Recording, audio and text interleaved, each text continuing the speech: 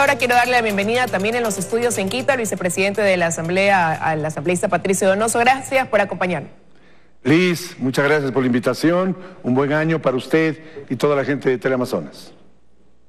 Igual para usted, asambleísta. Bueno, y esta semana el Consejo de Administración Legislativa, el CAL, tiene que resolver sobre la principalización de aquellos asambleístas que están cubriendo desde hace algún tiempo ya a estos asambleístas que partieron hacia México con asilo diplomático. Usted ha dicho que no cabría la figura de abandono del cargo. Entonces, ¿cuál sería el camino para poder resolver esta situación? En derecho público solo se puede hacer lo que está escrito, Liz. En derecho privado se puede hacer todo menos lo expresamente prohibido. Y como esto es derecho público, hay que atenerse a lo que dice el artículo 115 de la Ley Orgánica de la Función Legislativa, que habla de 6 causas para que un asambleísta deje de serlo. La primera, por supuesto, terminación del periodo para el cual fue elegido. La segunda es la renuncia al cargo, que es evidentemente una razón de peso. La tercera es la destitución del asambleísta a través del proceso que la propia ley señala. Existe también una cuarta figura, que es la revocatoria del mandato, en el caso de que así decida la circunscripción o provincia que eligió al determinado asambleísta. La quinta es una sentencia ejecutoriada, una sentencia judicial ejecutoriada, y por supuesto la muerte es la sexta causal de terminación de las funciones de un asambleísta. No existe en la ley el abandono al cargo, y como esto es derecho público, como dije al inicio de la entrevista, Liz, solamente se puede hacer aquello. No habiendo el abandono al cargo como figura, el CAL ya tomó 2 decisiones importantes. La primera, el 24 de octubre, y la segunda, el 13 de noviembre. La primera, la del 24 de octubre, resolvimos por unanimidad en el CAL, y yo soy miembro del mismo, que se haga una pequeña modificación al reglamento de multas, sanciones y atrasos a fin de viabilizar la principalización de los asambleístas alternos, de los 3 principales que estaban en ese momento en la sede de la Embajada de México en Quito. Y el 13 de noviembre se ratificó aquello una vez que se les escuchó a través de Skype y sistemas modernos de comunicación a los asambleístas que estaban en la sede en México, las razones por las cuales, arguían ellos, estaban asilados. Una vez que se ha producido el viaje a México, bueno, no han dejado aún de ser asambleístas porque no ha habido ninguno de los 6 motivos que acabo de relatar, pero evidentemente el CAL con responsabilidad tendrá que ratificar aquello que he hecho referencia. 1. Los sueldos y las prerrogativas que tienen los asambleístas alternos ya pasan en forma directa a los principales, no solamente sus salarios, Liz, sino la conformación de sus propios equipos del despacho legislativo. Eso no es necesario que pase por el Pleno, sería una resolución ya adoptada. Así es una resolución de carácter administrativo. El CAL significa Consejo de Administración de la Legislatura. No ha habido ninguna de las 6 causales que hice referencia, por lo tanto el CAL administrativamente deberá rectificar, en mi humilde opinión, aquello que ya resolvió tanto en el mes de octubre como en el mes de noviembre. El único cambio que ha habido es el hecho de que los asambleístas ya no están en la Embajada en Quito, en la Embajada de México en Quito, sino que ya están por conocimiento público en la República de México. Pero eso quiere decir que ya se podría hablar de ex asambleístas porque ya estarían titularizados entonces los que han venido siendo sus reemplazos desde el mes de octubre. Este es un tema complejo, Liz, nunca ha ocurrido pretérитamente, es la primera vez que ocurre algo similar, por lo tanto hay que ir labrando el camino sensato. Repito, no hay abandono del cargo porque no existe esa figura y en derecho público no podemos hacer lo que no está escrito. 2, no ha habido, por supuesto, una renuncia al cargo. Lo que sí es cierto es que ya no tienen sus salarios, no tienen sus equipos legislativos, ya no se necesita carta expresa de excusa para que participen sus alternos, que ya no son alternos, están principalizados. Ahora bien, no podemos, por ejemplo... Todo haría pensar que no van a regresar. Bueno, vamos a suponer, solamente como ejercicio, Luis, que la próxima semana regresan. Si ellos regresan, no hay una un acto jurídico que les impida regresar, no existe un juicio contra ellos, no existe una demanda incluso, no existe ningún acto jurídico que implique, por ejemplo, el tomarlos presos si es que llegasen a la ciudad de Quito, sede de la Asamblea Nacional. Esto lo hago como ejercicio. No sé qué vayan a hacer, es un tema exclusivamente de ellos, pero por supuesto aquí no hay persecución política, aquí no ha habido una acción equivocada del CAL, yo creo que hemos actuado con sensatez y con madurez. Bueno, ahora hablemos de lo que está pendiente también por parte del Legislativo. Desde que empezó este año se ha avanzado con la ley de emprendimiento, pero ahí hay ciertas críticas de que habiendo tantos temas importantes, no se está llevando a cabo las reuniones del Pleno para irlos abordando. La comisión a la que usted pertenece también, que es la de régimen económico, ya elaboró su agenda para este año. ¿Y cuáles serán los temas prioritarios, los que están ya por tratarse? Hay dos.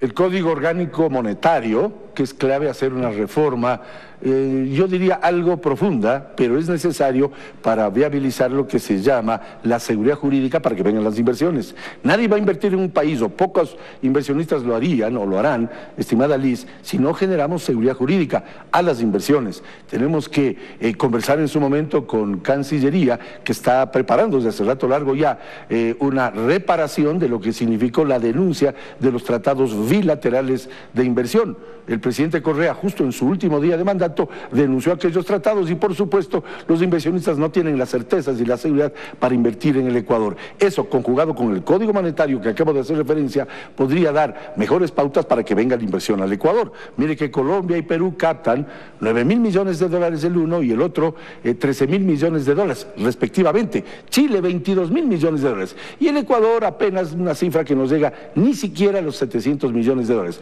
¿Cómo lograr activar esa inversión?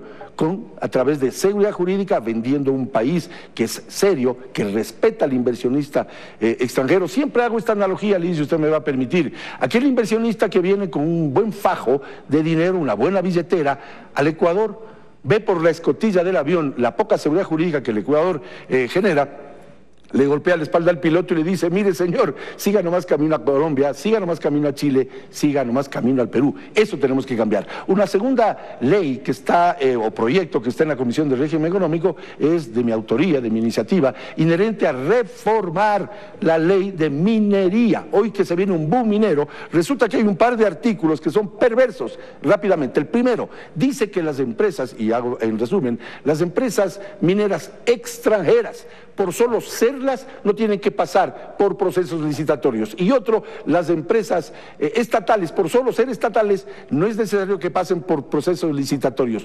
Caldo de cultivo de la corrupción, el poder discrecional que tendría un ministro, que tiene pues un ministro del ramo, de contratar a dedo, como léase PDVSA, mi estimada Liz, léase las empresas, aquella empresa que conformaron el señor Correa y el señor Chávez en el año 2010, no tendría que pasar por procesos licitatorios. Y si esta ley de mi autoría es aprobada, tendríamos que replicar esto en todas las áreas estratégicas. También está el proyecto en la Comisión de Régimen Económico inherente a la persecución de aquellos, o la consecución de aquellos dineros que están en algún lado del mundo, producto de los latrocinios que se dieron en la década anterior.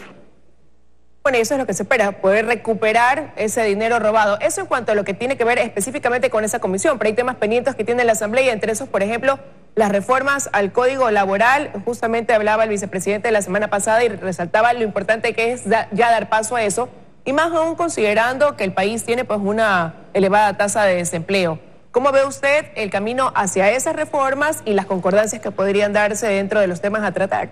Su lectura es la correcta, Liz. 5 millones de ecuatorianos, que son el 62% de la PEA, de la población económicamente activa, que son más o menos 8.300.000 ecuatorianos, está desempleado, subempleado o vive en informalidad. 5 millones de personas, esto es clamorosamente grave. Y resulta que existen ciertos dirigentes sindicales, por suerte pocos, que solo se fijan, y está bien, en los derechos de los trabajadores, pero no se fijan en los derechos de los no trabajadores. Hay 82.000 ecuatorianos que se incorporan al mercado laboral, jóvenes que no tienen una respuesta con políticas públicas públicas adecuadas. Hay que reformar el Código del Trabajo que data de 1938, Liz. Son 82 años en los cuales no se han hecho sino pálidas reformas. Ya es hora que establezcamos, y algo lo dice la ley de emprendimiento que aprobamos hace una semana, con respecto al trabajo por horas, a la contratación parcial, porque con eso lograríamos que los jóvenes ganen tres cosas, Liz. Uno, algo de dinero para él y su familia, hasta para invitarle a su novia al cine. Dos, que es muy importante, dignidad. Y tres, más importante aún, la experiencia que le va a ser requerida años más tarde. No queremos precarizar nada, Liz. Lo que queremos es activar políticas públicas que impliquen contratar más gente. Hay que darles facilidades a los emprendedores. Y del vocablo emprendedor viene la palabra empresario. Vale decir, hay que darles facilidades a los empresarios a que contraten más gente. Es que de eso se trata. Por lo tanto, aquellos discursos del siglo pasado o antepasado ya no caben en el siglo XXI.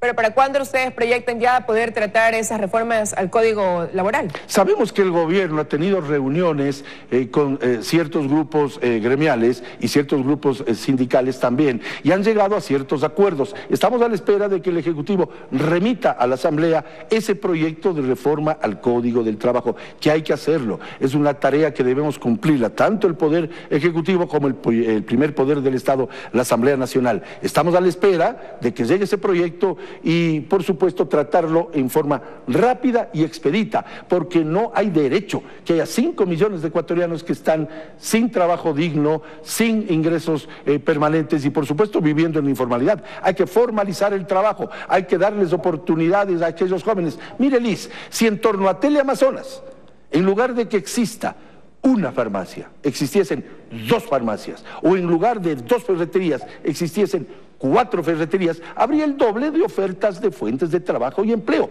Hay que firmar acuerdos comerciales con Estados Unidos, hay que ser parte de la Alianza del Pacífico para que vengan las inversiones, porque a mayor inversión, a mayor emprendimiento, más generación del empleo productivo. Bueno, sin duda ese es un tema que requiere tratarse con urgencia. Y ahora, para esta semana, en la agenda está previsto que se den las comparecencias de autoridades de otras funciones del Estado para presentar su informe de labores ante el Pleno de la Asamblea. Se centra la atención quizás en el informe de labores que presente la presidenta del Consejo Nacional Electoral, considerando que hay la posibilidad de un juicio político, va y precisamente motivado, emocionado por incumplimiento de funciones. Es correcto, el día de mañana, que viene a ser 14 de enero, de acuerdo a la Constitución y la ley, debemos recibir los informes de aquellas autoridades de control. Entre ellas, obviamente, las superintendencias, el Contralor General del Estado, el Procurador de la Nación, la Presidenta del Consejo Nacional Electoral, en fin, todas esas autoridades. Y estaremos prestos a escuchar sus exposiciones con respecto a su informe de labores. Y usted tiene razón, estaremos muy atentos a aquel informe que usted ha hecho referencia del Consejo Nacional Electoral. Eso lo cumpliremos el día de mañana en la agenda que tenemos prevista para esta semana. Quiero agradecerle su presencia esta mañana aquí, asambleísta, aquí en los desayunos de 24 horas. Muchas gracias, Liz. Muy gentil por la invitación. Gracias a ustedes. Estaremos atentos a lo que se va desarrollando dentro del Poder Legislativo. Con esto de aquí, yo